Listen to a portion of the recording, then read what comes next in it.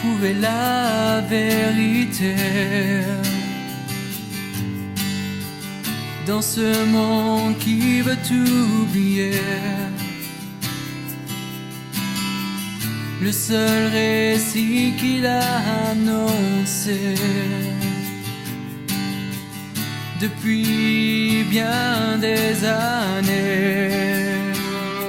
Mais il est encore temps de croire que seule la Bible offre l'espoir. Levons-nous ensemble pour voir sa puissance. Il nous suffit seulement de croire que tout ce qu'elle dit est vrai pour que notre humanité soit sauvée.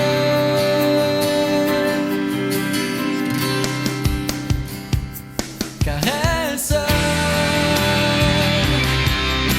est la vérité, elle seule peut nous éclairer, car seul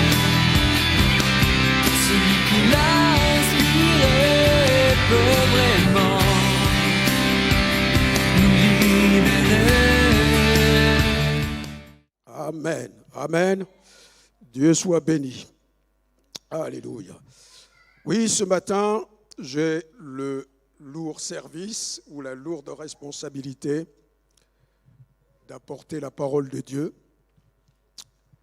Et le titre qui m'est venu en tête et dans le cœur est le suivant.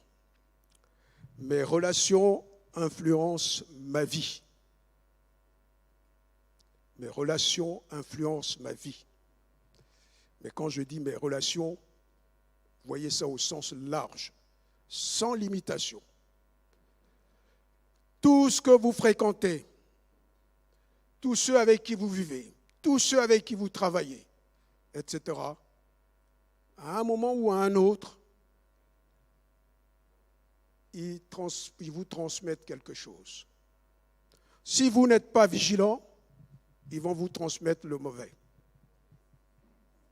Si vous n'êtes pas vigilant, ils vont vous transmettre le mauvais. La personne que nous hébergeons chez nous, elle peut être le loup dans la bergerie ou le renard dans le poulailler. Tout comme il peut être une grâce que Dieu fait venir dans notre maison.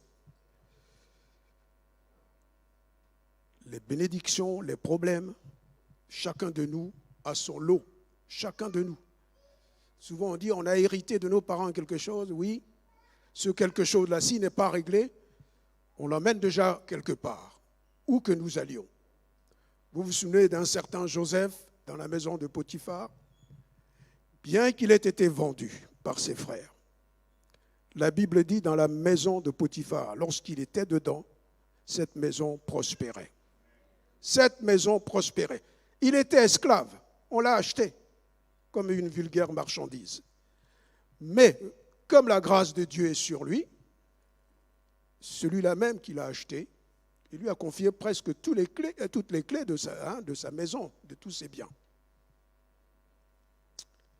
Les gens que nous employons dans une entreprise, pour vous qui avez des entreprises, il y a des gens qui contribuent à la prospérité. Il y a de bons ouvriers qui profitent, ne serait-ce que par leur présence. Je ne parle même pas seulement de manœuvrer la machine, mais s'ils sont honnêtes par eux-mêmes, ils véhiculent une grâce. Qui accueillons-nous chez nous? Y compris dans l'Église. Je dis bien y compris dans l'Église. Oui, l'Église, c'est une puissance de Dieu. C'est l'épouse de Jésus-Christ. Oui, l'Église a reçu beaucoup de puissance, beaucoup de bénédictions et de grâces. Moi, je me souviens aussi, quand on disait « Ah, les enfants de Dieu sont venus dans sa présence et Satan était au milieu d'eux. » J'ai envie de dire, qu'est-ce qu'il faisait là? Qu'est-ce que Satan faisait là, puisque c'était la présence de Dieu? Donc, si Satan a eu accès à la présence de Dieu, n'oubliez pas que même ici, ils peuvent venir des hommes et des femmes qui ne cherchent pas toujours Dieu. Ma prière, qu'il n'en soit pas ainsi, que ceux qui entrent ici, qu'ils soient à la recherche de Dieu. Si fréquenter quelqu'un, vivre avec quelqu'un n'avait pas tant d'importance, épouser la première personne qu'on rencontre, ça n'avait pas tant d'importance, pourquoi Dieu a-t-il dit certaines ou beaucoup de choses à propos des relations que nous avons dans la vie? Dans divers domaines, on voit que Dieu ne veut pas que la lumière se mélange avec les ténèbres. Dans beaucoup de domaines, lorsque même on accompagne quelqu'un sans savoir, et je crois que c'est Josaphat qui l'avait fait à l'égard avec son beau-père Akab, Dieu dit, ah bon, d'accord, tu aimes ceux qui sont mes ennemis. Donc, dans nos relations, je ne dis pas de ne pas fréquenter, c'est Paul même qui le dit, ce n'est pas dans l'absolu, on coupe avec les gens qui ne sont pas chrétiens, non, pas du tout. On doit les fréquenter, mais il y a un objectif. Le but de l'Église, c'est de faire des disciples.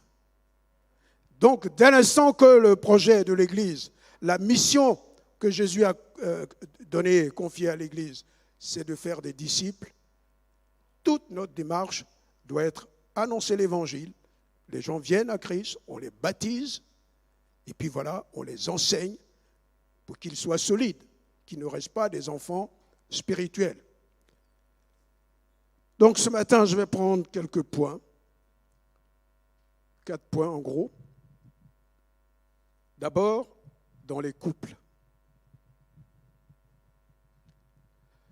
Dieu est celui qui a institué le mariage.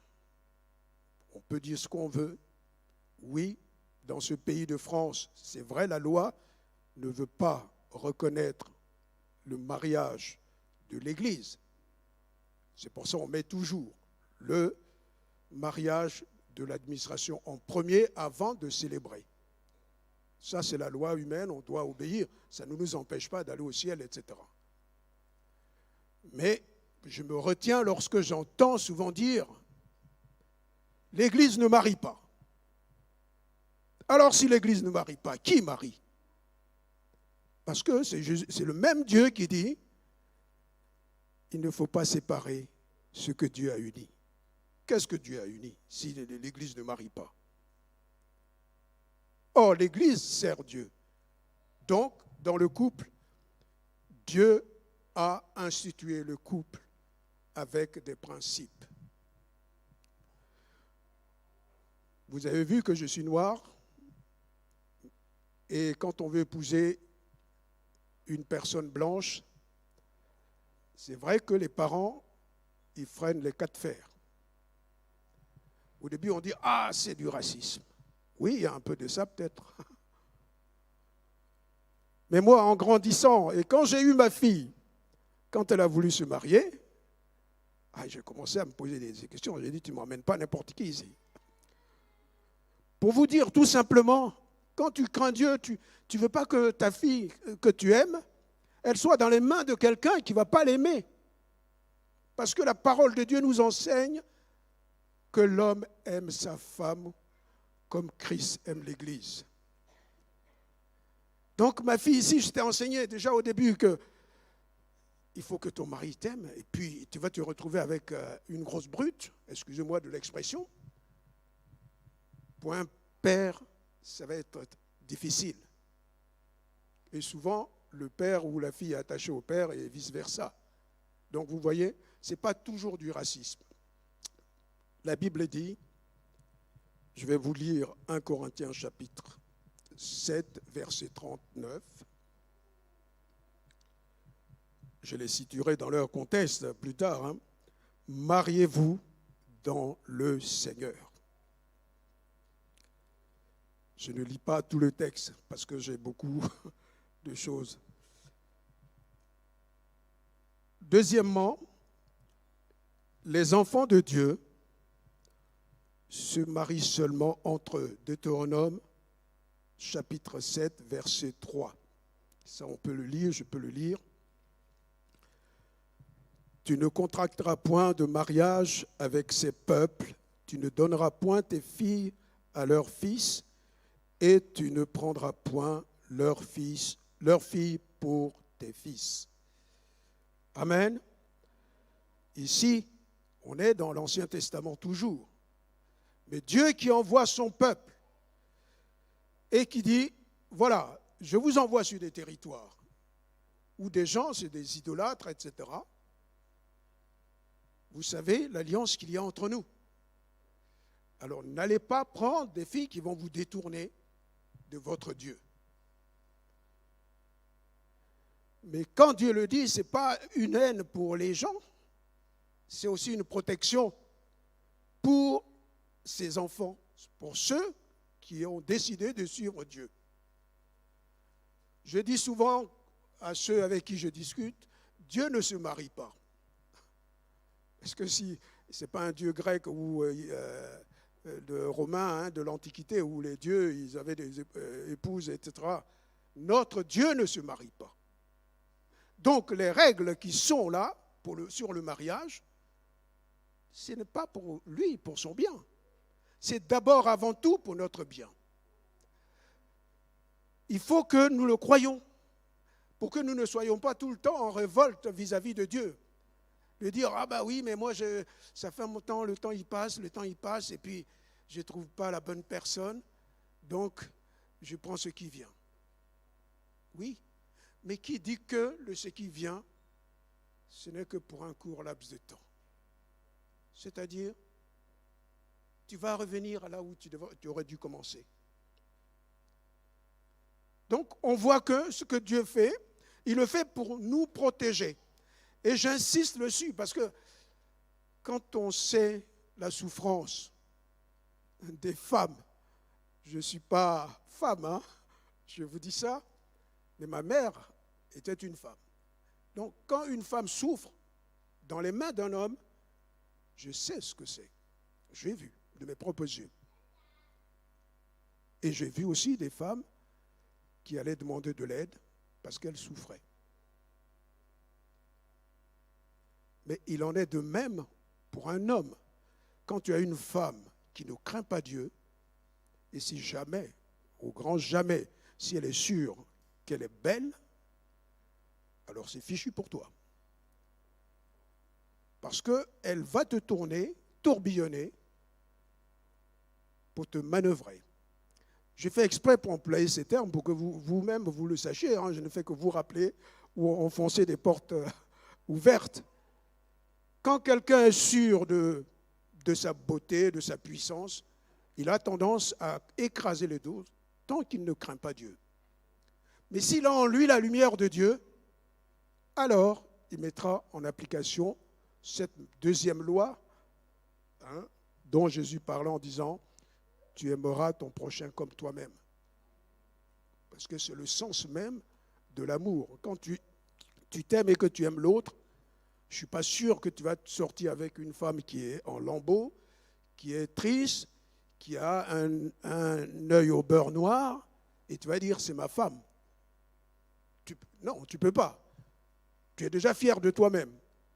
À plus forte raison, si la femme n'est pas regardable, parce que tu l'as amochée, tu vois que l'enseignement de Dieu, c'est d'abord pour notre bien, aussi bien pour la femme que pour nous.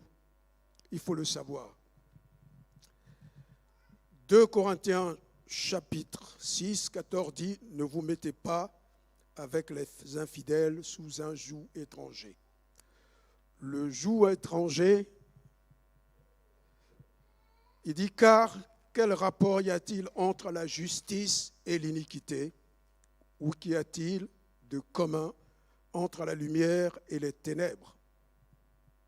Là, on est dans la spiritualité. Toi, tu crains Dieu, mais ta femme ne craint pas Dieu. Et vous vous mettez ensemble. Quand elle va aller sur ses autels, consulter ses dieux dans les bois sacrés, etc., toi, tu vas aller à l'église, mais quand tu vas venir, elle va annuler l'effet de ce que tu as été faire. Pourquoi je dis annuler? La Bible dit l'obéissance vaut mieux que les sacrifices. Si tu prends ta femme comme une croix à porter, comme un sacrifice en disant de toutes les façons je vais la porter, puisque Dieu dit de ne pas séparer, etc. Mais au début tu l'as choisi sur une base mauvaise, qui n'est pas celle de Dieu, attends-toi à la souffrance. Parce que personnellement, je ne connais aucun couple, y compris parmi les croyants, qui n'a pas un temps, quelques tensions.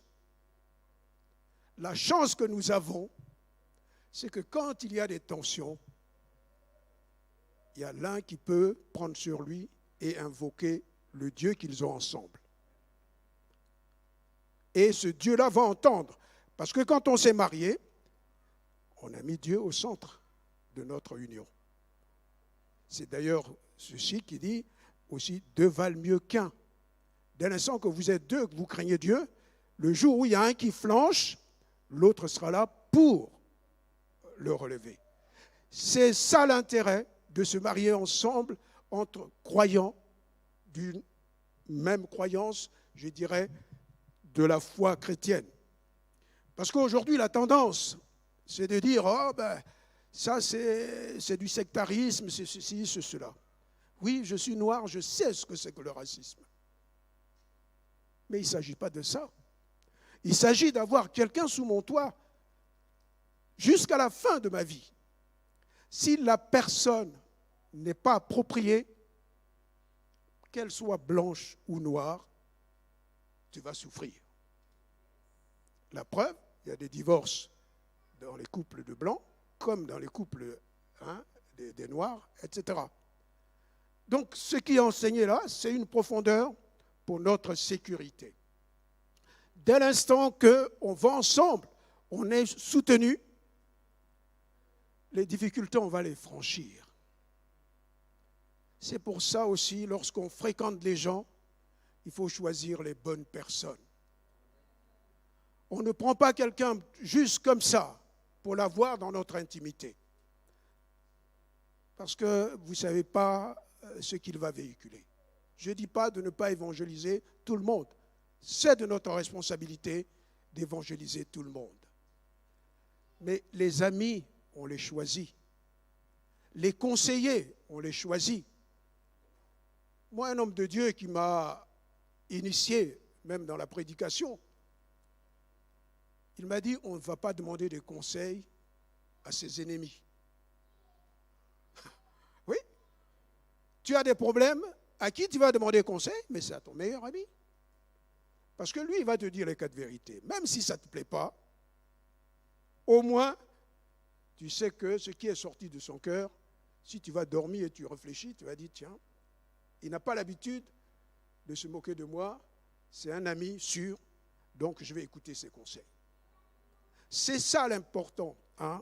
Et nous, si on est enfants de Dieu, et même je dirais après, Abraham, on l'a aussi appelé ami de Dieu, à qui allons-nous demander conseil si ce n'est à notre Dieu?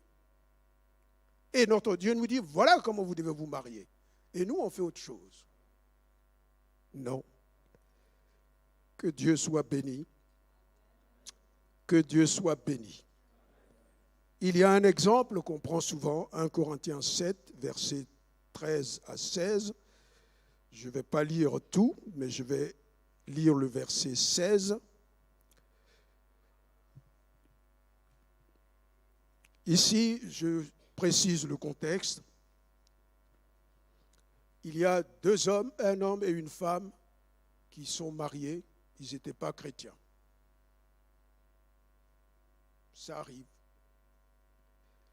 Mais une fois ils sont mariés, il y a un ou une qui vient à Christ.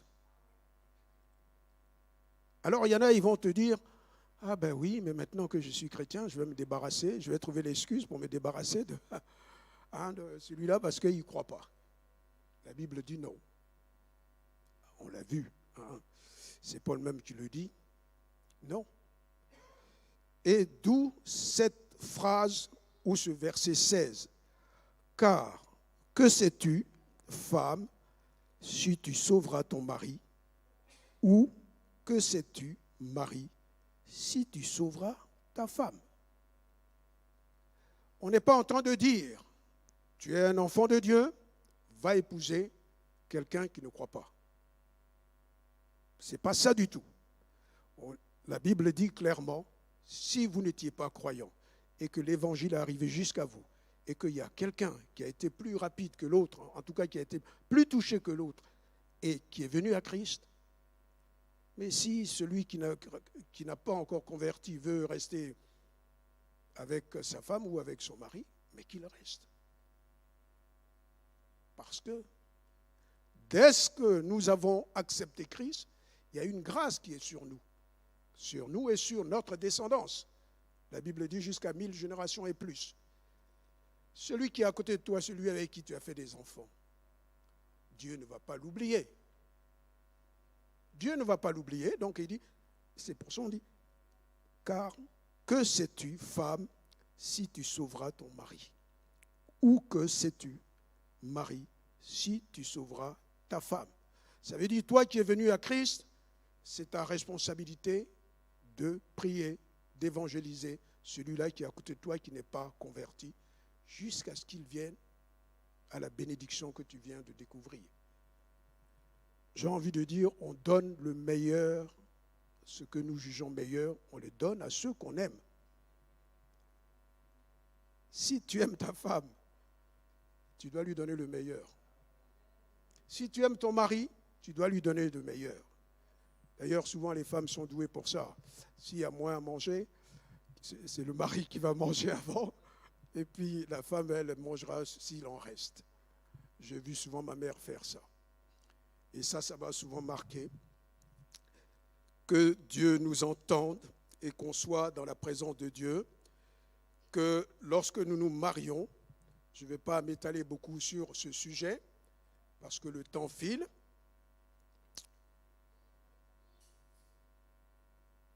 Quand on vient à Christ, c'est aussi pour sauver nos familles.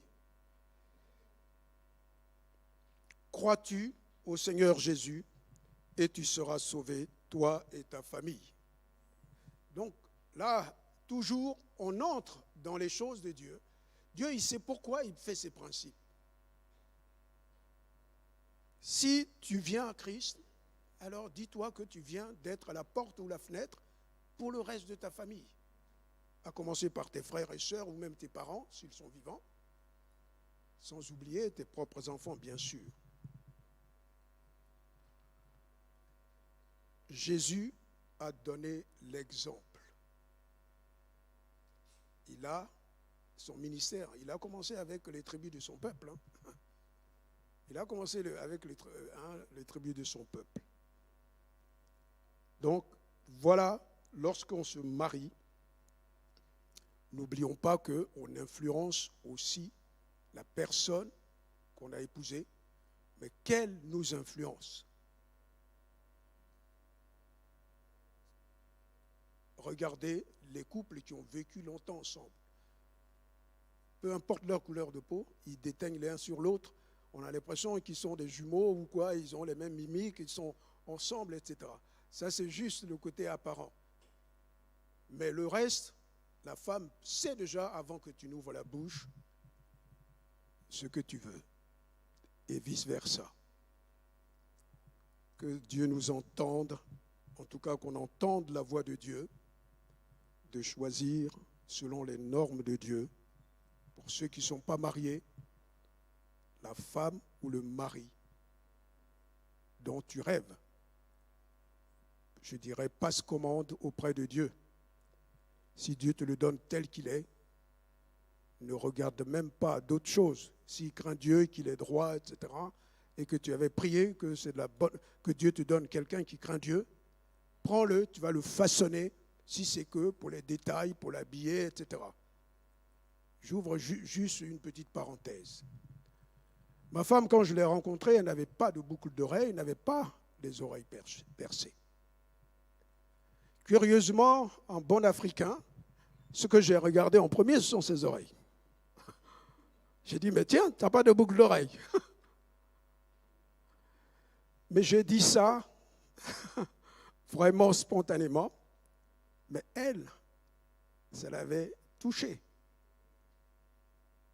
Au moment où je suis revenu une autre fois, elle avait percé ses oreilles. Je vous dis, parce que j'ai vu ça dans le regard de ma femme, encore mieux, quand j'ai remarqué qu'elle les a percées, ça l'a encore bouleversée, je l'ai vue en larmes. J'ai dit, ah, imaginez que je n'ai pas vu qu'elle avait percé les oreilles pour moi. Donc, il y a des détails comme ça qu'on apprend dans la vie, que Dieu nous aide, que Dieu vous aide à être attentionné avec les principes de notre Dieu. Il y a un deuxième point, c'est juste un principe, la Bible le dit clairement, elle dit « Les mauvaises compagnies corrompent les bonnes mœurs ». Quand tu te mets avec quelqu'un de turbulent, c'est une question de temps. Tu risques d'être turbulent comme lui. Il y a des gens qui se sont retrouvés dans des révolutions, dans des militantismes, un tout feu, tout flamme, sans savoir au début, mais parce qu'on l'a entraîné dedans. Il y a quelques années en arrière, quand j'étais étudiant, donc ça remonte à loin, j'étais en colocation avec un ami et il avait une copine. Et un jour, la copine vient, elle dit, viens, j'ai trouvé un groupe où on fait tout ce qu'on veut. J'ai dit, quoi? On est libre de faire tout ce qu'on veut. J'ai regardé mon ami et puis j'ai regardé sa copine, j'ai dit, le seul endroit où tu peux faire tout ce que tu veux, c'est ici. Dès que tu sors d'ici, tu ne fais plus tout ce que tu veux. Ça a refroidi la fille et elle m'en a voulu un certain temps jusqu'à ce qu'elle comprenne que je n'avais pas tort. Et elle est devenue ma meilleure amie. C'est-à-dire, si son copain n'est pas là, on pouvait sortir ensemble, manger ensemble, mais il savait qu'il avait un ami à côté de sa copine. Et pour dire, on rencontre des gens qui vous disent « Ah, viens ici c'est meilleur, etc. » Oui, c'est meilleur. Mais au moins là où je suis, il faut déjà que je comprenne que ce n'est pas bon. Là où je suis, il faut que je comprenne ce qui n'est pas bon, si ce n'est pas à corriger ou pas.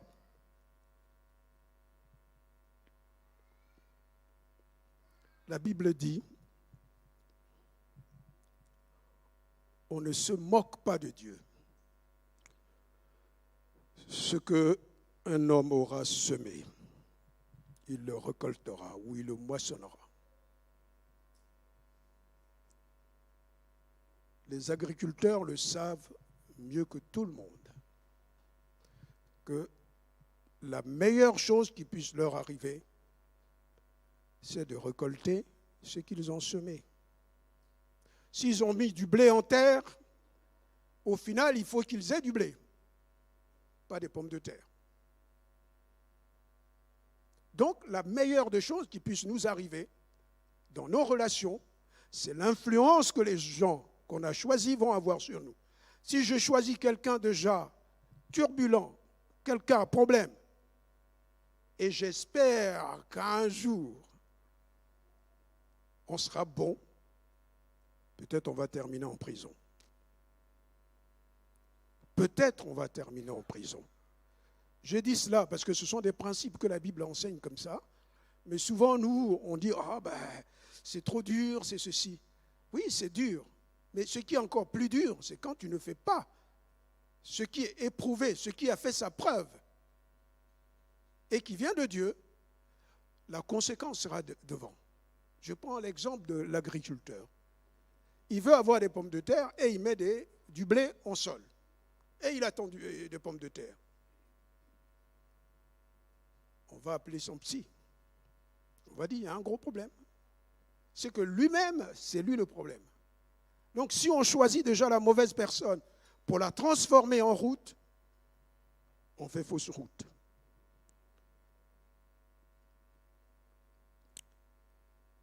Proverbe 22, 25. Proverbe chapitre 22, verset 25.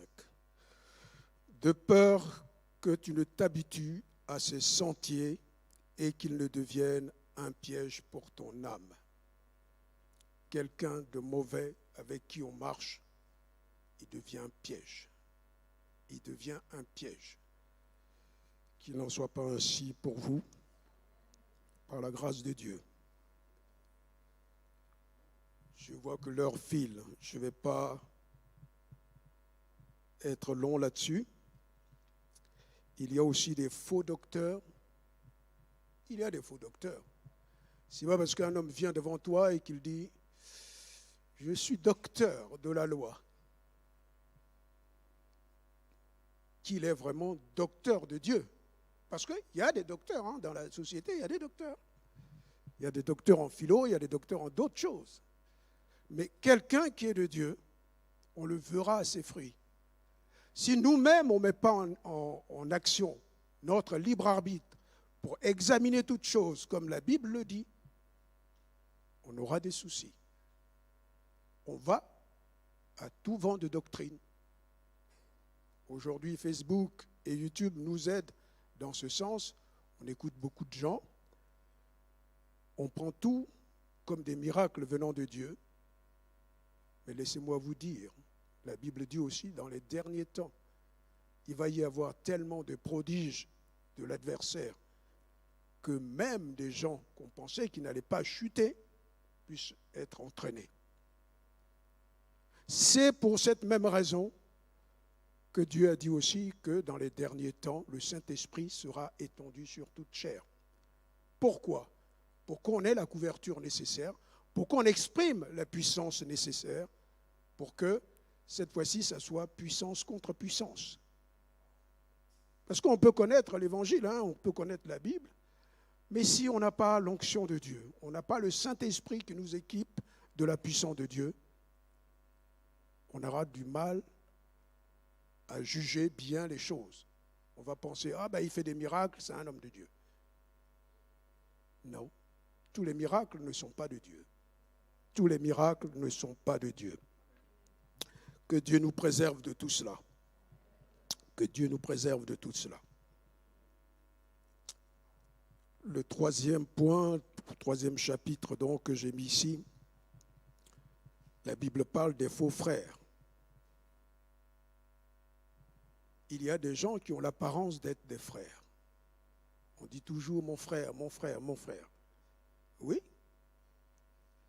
Mais là encore, l'arbre, on va le reconnaître à ses fruits.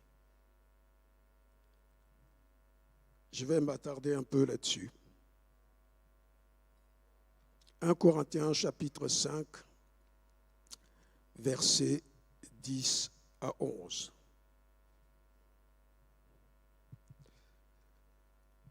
Non pas d'une manière absolue avec les impudiques de ce monde, ici pour parler, pour dire qu'il faut s'éloigner d'un certain nombre de personnes, donc les impudiques, ceux qui ont une vie débridée. Ce n'est pas d'une façon absolue, ça veut dire que ce n'est pas parce qu'ils ne sont pas croyants, mais bon, ils sont comme ils sont, et si tu travailles avec eux, tu fais comment ? Tu es obligé. Mais ici, ce dont on parle. Donc, ou avec les cupides et les ravisseurs, ou avec les idolâtres. Autrement, il vous faudrait sortir du monde. Maintenant, ce que je vous ai écrit, c'est de ne pas avoir des relations avec quelqu'un qui, se nommant frère, est impudique, ou cupide, ou idolâtre, ou outrageux, ou ivrogne, ou ravisseur, de ne pas même manger avec un tel homme. C'est-à-dire que ce soit sexuellement, que ce soit au niveau même de son comportement avec l'alcool, etc. Tout en lui démontre qu'il est déréglé et il vient à l'église et dit « Frère, non, tu n'es pas mon frère. » Parce que si je dois aller rendre témoignage, c'est avec toi que je vais aller. Et les gens, ils vont nous rayonner. Ça va fausser notre témoignage, c'est-à-dire ça va voiler l'évangile. Donc des gens comme ça, il faut mettre une distance. Certains de mes frères et sœurs qui sont là, je vous ai déjà dit de ne pas me vous voyer. C'est pour vous démontrer déjà qu'entre vous et moi, il faut briser la barrière. Pour que moi, je vous connaisse comme vous êtes et que vous me connaissiez comme je suis. Si demain, vous me voyez marcher en crabe, vous saurez que je suis un faux frère et là, vous allez prendre votre distance et vice-versa. Et au moment où la personne prend cette distance, on va dire, mais comment? D'habitude, il était autrement. D'habitude, c'est quelqu'un de jovial, il est bien avec moi. Pourquoi il est comme ça? Oui, parce qu'on ne peut pas s'afficher avec toi. L'amour, quand on aime quelqu'un, c'est pour l'aider à changer. L'amour, c'est jamais pour couler quelqu'un. Mais souvent, on a un amour, je ne sais pas comment qualifier ça, lénifiant, doucereux. On dit, ah, mais de toutes les façons, Dieu dit de nous aimer les uns les autres. Ce même Dieu, Dieu d'amour, c'est son autre nom. Lui-même, c'est la jauge de référence de l'amour. Il trône, il est sur son trône et des millions de gens meurent sur cette terre.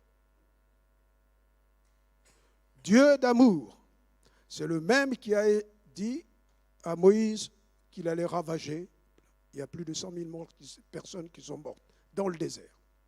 C'est le même Dieu qui a prévu à la fin, ceux qui ne sont pas venus avec lui, ils vont être dans la géhenne. Quel est cet amour? Alors, il y en a, quand tu vas évangéliser là-dessus, de dire, bon, ben, à la fin, voilà, et tu dis, non, Dieu, il est amour, il ne peut pas faire ça. Oui, mais je ne parle même pas de paradis. Mais sur cette terre, chaque jour, il y a des enfants qui sont violés. Il y a des enfants, des bébés qui sont assassinés. Où est Dieu? Dieu règne, il est sur son trône. Notre Dieu règne, il est sur son trône.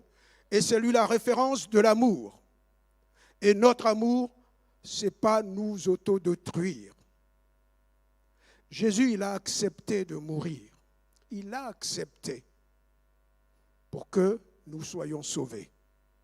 Si c'était seulement pour lui-même, il n'avait pas besoin de s'humilier comme ça. Mais comme nous n'avions pas suffisamment la force et les capacités de nous tirer d'affaire, il s'est livré pour ça. La preuve, c'est que quand le moment s'approchait, il s'est interrogé s'il fallait y aller. Et il a fini par dire, si c'est ta volonté, j'y vais, Père.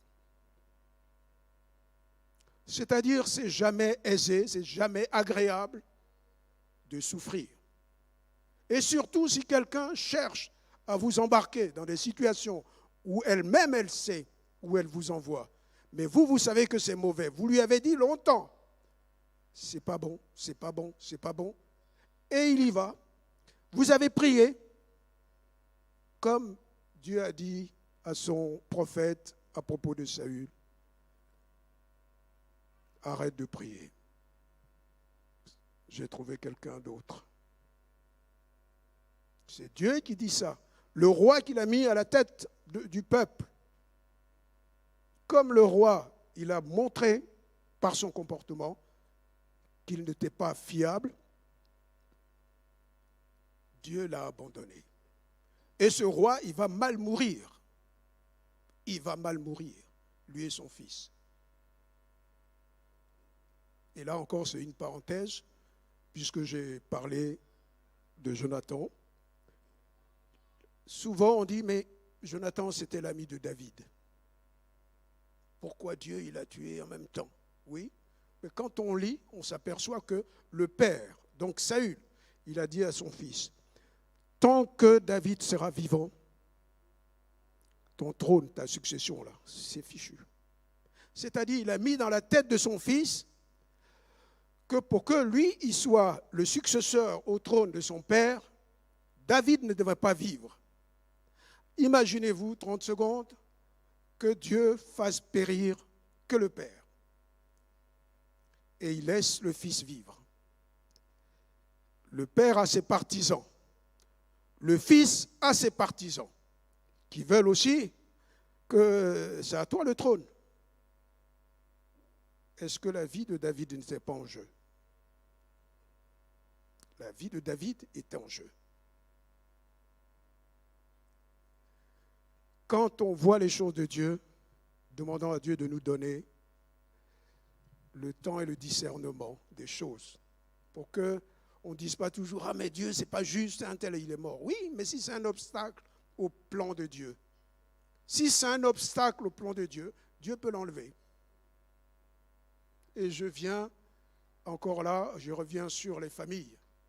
Quand Dieu appelle quelqu'un et que toi, tu es là pour lui, pour l'empêcher d'entrer dans les voies de Dieu, c'est à Dieu que tu t'en prends, ce n'est pas à la personne elle-même. C'est à Dieu que tu t'en prends. C'est pour ça que c'est agréable encore quand quelqu'un a appelé, ben si c'est un monsieur, ben que sa femme l'accompagne. Parce que cette bénédiction, elle sera pour vous et pour vos enfants. C'était juste cette parenthèse que je voulais ouvrir. Les faux frères, que ce soit dans l'église de Rome, etc., il ne faut pas les fréquenter. Les faux frères, quelqu'un à qui vous avez donné votre temps, qui ne s'intéresse plus aux choses de Dieu, ne vous affichez pas avec. Parce qu'il va voiler votre témoignage. Dans la vie d'un enfant de Dieu, ce n'est pas l'argent qui est le plus important. Quand on lit les Écritures, c'est la réputation qui est le plus important ou qui est la plus importante. Quand quelqu'un a une bonne réputation, il a accès au palais des rois, des grands. On a envie de s'afficher avec quelqu'un comme ça. Mais quand tu as une sale réputation, personne n'a envie de t'avoir. C'est-à-dire les portes te sont fermées. Vous connaissez bien l'expression où on dit « ta réputation t'a précédé ».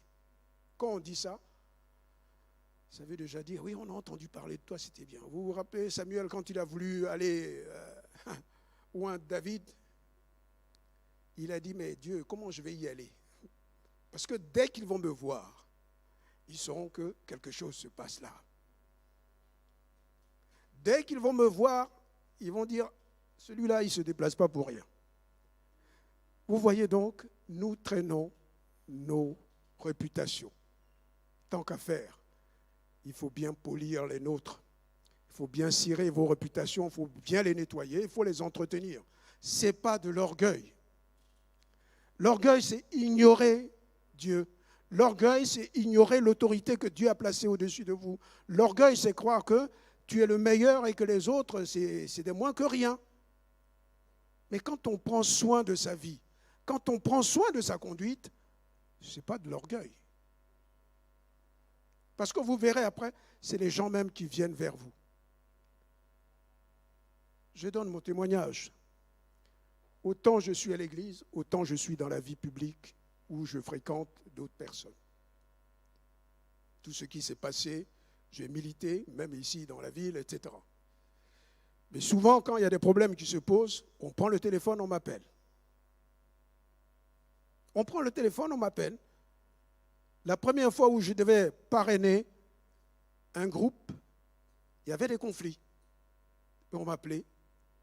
Je dis non, mais moi, ça, je ne veux pas y aller. On dit non, mais on a parlé de vous, il faut venir. Même si vous venez vous parrainer par votre présence, on verra après. Et ce jour-là, j'ai parrainé. C'était en octobre 2010. Je le dis parce que c'est au niveau international même que ça s'est passé. C'était le parti de celui qu'on avait mis en prison à La Haye et on avait changé le responsable à Paris. Et il fallait donc, moi je n'ai jamais pris leur ticket de parti.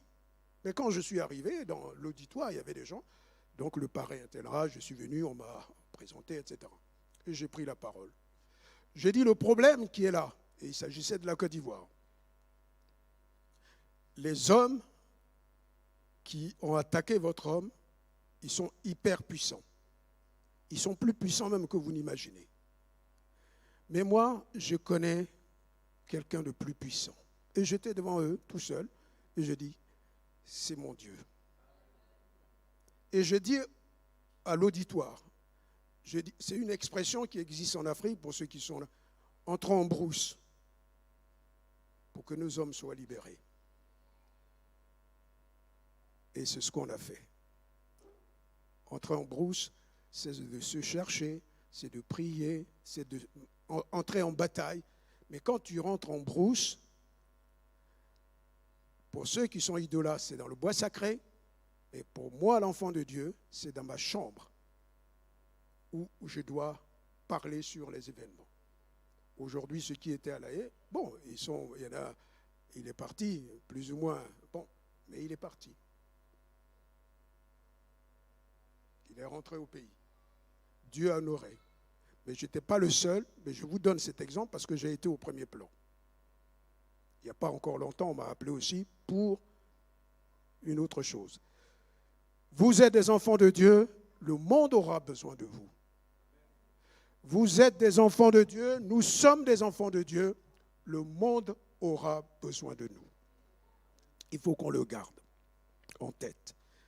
Le temps passe, donc je ne vais pas rester sur celui-là. Je vais prendre le 4e point. C'est celui qui me tient encore plus au cœur, puisque c'est un cas concret. Là encore, je vais rapidement le brosser. C'est la relation entre plusieurs églises locales. Quand vous prenez Apocalypse 2 et 3, on nous parle de 7 églises. Et les églises, nous les avons. Les 7 églises, elles ont existé, mais c'est aussi une démarche, on va dire, d'ordre spirituel, pour nous enseigner sur les besoins que ces églises avaient à l'époque, mais que nous avons aussi, mais les difficultés aussi qu'on peut rencontrer. L'église d'Éphèse, on le prend, Apocalypse 2, versets 1 à 7. On ne va pas le lire, mais je vais prendre juste le 4. Mais j'ai contre toi que tu as abandonné ton premier amour. C'est une église qui était bien, mais a oublié son premier amour. Quand un homme oublie son premier amour, quand une église, qu'elle soit locale, oublie son premier amour, il y a des soucis. Mais je ne vais pas trop aller. Deuxième église, c'est Apocalypse 2, 8 à 11. C'est une église, on va dire, qui est humble, puisque elle se dit pauvre, mais la Bible dit qu'elle est riche.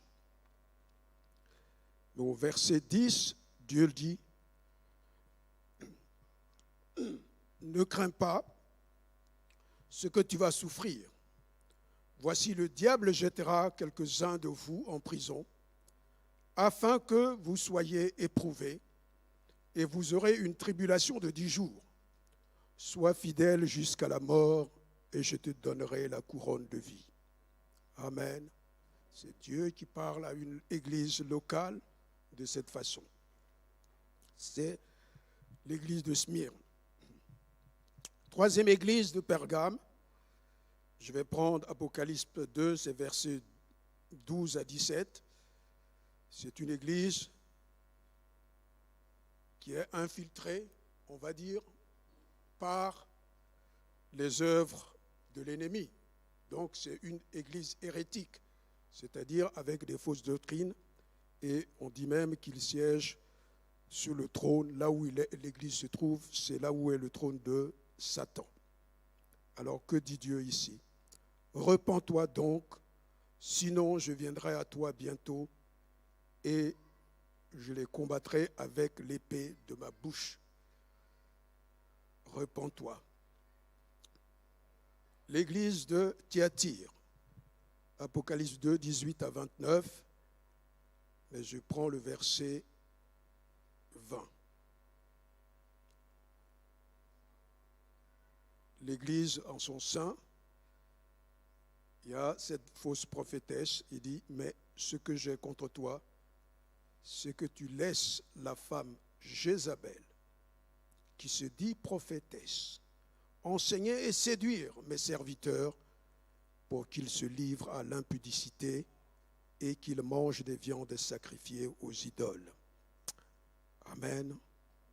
Dieu prend chaque église avec sa faiblesse ou ses points forts, mais il l'exprime. Merci, merci. Merci mon frère, merci. L'église de Sardes, Apocalypse 3, versets 1 à 6. C'est une église, on va dire, moribonde. J'aime souvent dire en mourance. C'est une église endormie. Et le verset 2 dit, « Sois vigilant et affermis le reste qui est près de mourir, car je n'ai pas trouvé tes œuvres parfaites devant mon Dieu. » L'église de Philadelphie, on sait très bien que c'est un mot ou un nom que beaucoup donnent à leurs églises, parce que c'est une église persévérante, fidèle. Et Dieu dit ceci au verset 10, Apocalypse 3, verset 7 à 13, mais je retiens juste Apocalypse 3, verset 10, « Parce que tu as gardé la parole de la persévérance, tu as gardé la parole de la persévérance en moi, je te garderai aussi à l'heure de la tentation qui va venir sur le monde entier pour éprouver les habitants de la terre. » La dernière église, c'est de Laodicée, Apocalypse 3, versets 14 à 12. C'est l'église, souvent cette expression, parce que tu n'es ni chaud, ni froid, je te vomis. C'est cette église-là même qui est le symbole de cela. C'est le verset 16 qui le dit. « Ainsi, parce que tu es tiède et que tu n'es ni froid ni bouillant, je te vomirai de ma bouche. » Amen. Où est-ce que je veux en venir lorsque je cite ces quelques églises qui ont effectivement existé? Nous sommes sur un terrain d'évangélisation, notre terrain de mission, avec une diversité d'églises. En tout cas, dans la dénomination. Imaginez-vous si chacune de ces églises avait ce que nous venons de citer. Quelle serait la valeur de la collaboration? Quelle serait l'efficacité de la collaboration? Je ne suis pas en train de dire de ne pas collaborer, de ne pas travailler avec les autres frères et sœurs. Les églises que j'ai citées, ce sont des églises qui sont implantées localement. C'est-à-dire, si nous on vient, on dit, nous sommes les seules églises de Troyes. L'autre vient et dit, je suis l'église de Troyes. Est-ce que, dans ces conditions-là, allons-nous collaborer? Je dis ça pour que ça nous alerte. Je ne suis pas en train de dire, il ne faut pas aller avec nos frères et sœurs. Bien au contraire. Plus les enfants de Dieu, convertis véritablement et engagés, assaillent cette ville avec le véritable évangile, cette ville sera aux enfants de Dieu. C'est ma conviction. C'est ma conviction. Puisque Dieu a donné tous les pouvoirs à l'Église. Jésus lui-même, elle a dit, tout pouvoir m'a été donné au ciel et sur la terre. Avant même d'envoyer, de dire maintenant, voilà la mission. Allez, faites de toutes les nations des disciples. Baptisez-les, enseignez-les, etc. Je dis ceci parce que nous sommes sur un espace. Nous, ce n'est même pas dans la ville, c'est dans le même local.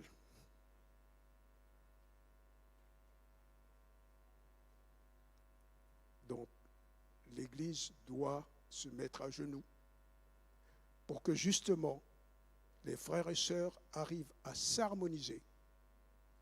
Les frères et sœurs, nous arrivons à aller vers nos frères, que nos frères viennent sans nous mettre des murs artificiels. David, je suis désolé, mais je peux encore parler de toi. David, je ne le connaissais pas. Avant qu'il ne vienne à Reims, il est à l'église Gospel Vision, que je connais bien. Curieusement, il est là ce matin, au moment où je dis les choses. Hein? Mon frère, tu peux te lever, ils vont te voir, ceux qui ne t'ont jamais vu. Lève-toi, s'il te plaît. Voilà, c'est lui qui travaille aussi avec Franck Alexandre. Nous, en tant qu'enfants de Dieu, nous avons une responsabilité, c'est de Dieu, bien porter le nom de notre Dieu. Si moi j'arrive, je dis, je m'appelle Zézé, on dit, c'est quoi ça? Si dans ma façon de faire, les gens apprécient, on dit, mais qui est le père de cet homme? On l'a déjà dit dans la Bible. Quel est le saint qui a porté, le saint maternel qui a porté cet enfant? On n'est pas là à un salon de thé. Ce sont nos vies que nous jouons. Nos vies. Les vies de nos descendants. Et Dieu a donné le pouvoir d'alliance avec toute cette descendance. Mais il dit aussi aux enfants de Dieu de ne pas fréquenter ceux qui portent mal le nom de Dieu. Par contre, ceux qui sont engagés, ceux qui reconnaissent Christ comme étant Dieu fait homme, mais qui est venu mourir à la croix pour l'humanité, si la personne reconnaît ça. 2, s'il y a une relation fraternelle bien établie entre vous, il n'y a pas d'amour hypocrite, mais le champ missionnaire est à vous. Votre champ est à vous. Que vous vous appeliez tel ou tel nom, mais la communion qui est entre vous, celui-là même que vous représentez, Jésus-Christ, il est avec vous. Et celui qui fera l'œuvre, mais c'est en fonction de ce que vous avez dans le cœur. Mais si vous vous chamaillez, vous vous entredéchirez, ce n'est pas Dieu qui vous envoie, vous vous envoyez vous-même. Qu'il n'en soit pas ainsi pour notre Église et tous nos frères de l'agglomération. Que Dieu nous aide à les bénir, que Dieu nous aide à prendre un engagement vis-à-vis de Dieu. On a eu une réunion plus tard, donc à la fin de la semaine. Il y a le pasteur de l'église, le pasteur principal, donc il y a des choses que je ne peux pas dire comme ça, puisqu'il ne nous a encore rien communiqué. Mais sachez-le, il faut qu'on travaille avec ceux qui sont déjà dans les murs. Ceux qui sont déjà dans les murs, que nous ayons des temps de prier pour eux, qu'on prie pour les autres églises. Je sais que le pasteur, il a choisi une journée pour lui-même, déjà il le fait, mais que ça soit de notre responsabilité. Qu'on ne s'arrête pas sur les comportements déplacés des uns et des autres, ou d'un tel pour dire, oui, un tel a fait ça, mais l'Église ne lui appartient pas. L'Église appartient à Jésus-Christ. Que son nom soit béni. Amen. Levons-nous et prions. Amen. S'il vous plaît. Seigneur, nous t'aimons. Tu nous as appris à t'aimer et nous voulons vraiment t'aimer au plus profond de nous. Mais tu sais que L'homme par lui-même, Seigneur, est faible. Nous sommes faibles. Il y a le côté charnel qui domine quelquefois. Seigneur, aie pitié de nous. Aie pitié de notre Église. Aie pitié de nos frères et de nos sœurs. Mais Seigneur, donne-nous l'amour d'abord de cette ville. Donne-nous l'amour des âmes qui se perdent. Donne-nous, ô Dieu, l'amour de nos autres frères et sœurs des autres églises, que jamais ils ne soient regardés comme nos ennemis. Ça, c'est l'œuvre du diable. Mais quiconque porte le nom de Christ et le porte très bien est mon frère. Qu'il en soit ainsi, Seigneur, pour ta gloire, au nom de Jésus-Christ. Amen. Amen.